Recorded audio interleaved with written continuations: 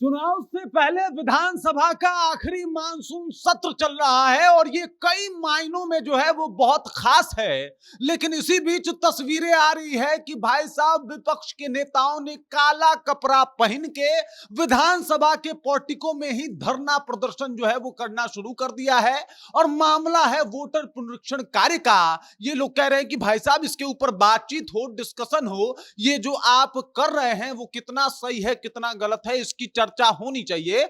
जबकि सरकार ने इस बात को पूर्णतः खारिज कर दिया है और कहा है कि ना भाई, इस मुद्दे पे हम बात ही नहीं करेंगे। और इसी को लेके बवाल एकदम से बरपा हुआ है। और आपको बता दूं कि जो विधानसभा का पोर्टिको है उसी में बैठ के तमाम नेता जो है धरना दे रहे हैं, काला कपड़ा पहन के पहुंचे हैं। आज मानसून सत्र का दूसरा दिन है, माहौल पूरा गर्म है। पूरी कहानी क्या है सब कुछ आपको विस्तार पूर्वक बताएंगे, समझाएंगे। लेकिन उससे पहले मेरा परिचय जान लीजिए। मेरा नाम है रजत और आप जनता जंक्शन देख रहे हैं। और ये वीडियो रैपिडो के द्वारा प्रायोजित है।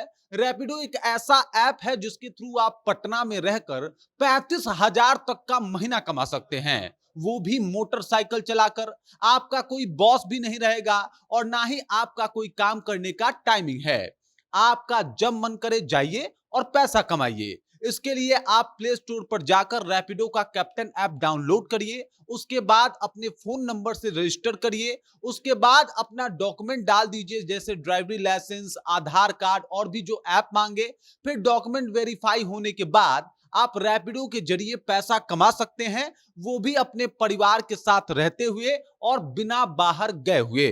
अब आते हैं वीडियो पे वापस। किस तरीके से आपको बता दूं कि जितने भी विपक्ष के नेता और विधायक हैं एकदम से पूरा बवाल काट रहे हैं और पूरा माहौल एकदम गरमाया हुआ है। देख लीजिए तस्वीरों में, ये जो तस्वीरें आप देख रहे हैं यहाँ पे, ये तमाम नेता जो काले कुर्ते में, काले ड्रेस में, कोई काला सूट, काला साड़ी में जो आपको ये सब लोग दिखाई दे रहे हैं, ये लोग बस इसलिए यहाँ पे पहुंचे हैं क्योंकि इनका मानना है कि भाई साहब वोटर पुनरीक्षण कार्य जो है इसके ऊपर बातचीत होना काफी लाजमी है। क्योंकि चुनाव से ठीक कुछ महीने पहले जिस तरीके से वोटर पुनरीक्षण का कार्य शुरू हुआ है वो एकदम से गलत है। आपने ये भी देखा था कि कई दफा, एक दफा नहीं कई दफा तेजस्वी यादव और तमाम, चाहे वो कांग्रेस हो या फिर लेफ्ट के लोग हो, तमाम नेताओं ने मिलकर वोटर पुनरीक्षण कार्य का विरोध किया था और कहा था कि भाई साहब ये नहीं होना चाहिए। और चुनाव से पहले तो कतई नहीं होना चाहिए, ये चुनाव के बाद आप करवाते या फिर जब आप लोकसभा का चुनाव करवा रहे थे उससे पहले या उसके बाद करवा लेते। तो जब चुनाव का टाइम, तारीख करीब आया तो आपने ये काम शुरू किया।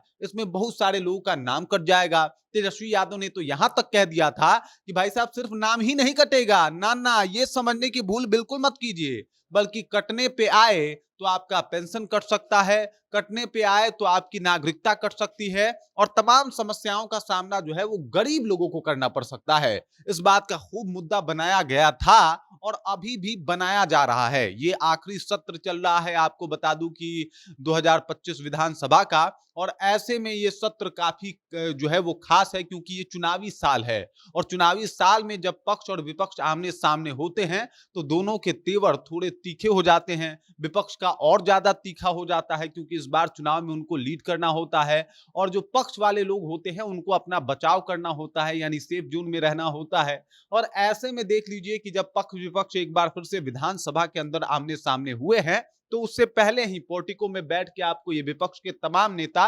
धरना देते हुए दिखाई दे रहे हैं। विधानसभा के इस सत्र को खास माना भी जा रहा है। आज मानसून सत्र का दूसरा दिन है और यहाँ पे तमाम नेता पहुंचे हुए थे।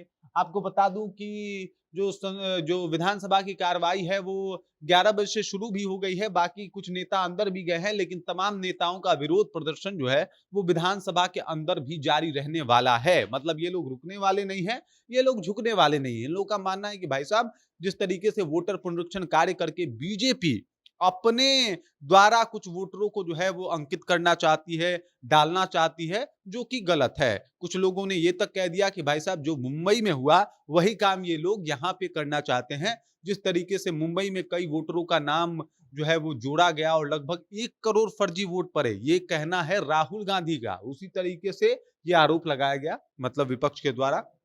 हालांकि इसकी सत्यता का जांच जो है वो अभी ना हुआ है और ना ही इसके बारे में कोई सत्य प्रूफ है, लेकिन इस तरीके के आरोप तमाम तरीके के लगाए गए थे। अब यही आरोप यहाँ पे भी लगाया जा रहा है कि ये लोग जो है महाराष्ट्र वाला खेल करना चाहते हैं और इसी को लेके जो है कहीं ना कहीं विपक्ष को लगा कि भाई इस तरीके से तो हमारी कुर्सी ही खतरे में आ जाएगी, मतलब तमाम मेहनत करें और अगर हमारे अनुकूल वोट ही ना हो तो क्या होगा। तो इस वजह से विपक्ष इस बात को मुद्दा बना रही है क्योंकि उसको भी सेफ जोन में रहना है। बाकी इस खबर, इस जानकारी को लेकर और जिस तरीके से विधानसभा में अभी ये विधायक बवाल काट रहे हैं, तमाम लोग बैठ के जो है वो सरकार के खिलाफ नारेबाजी कर रहे हैं, इस बात को आप कैसे देखते हैं? कमेंट करके अपना विचार हम तक पहुंचा दीजिए। बाकी आप देख रहे हैं जनता जंक्शन और मेरा नाम रजत है।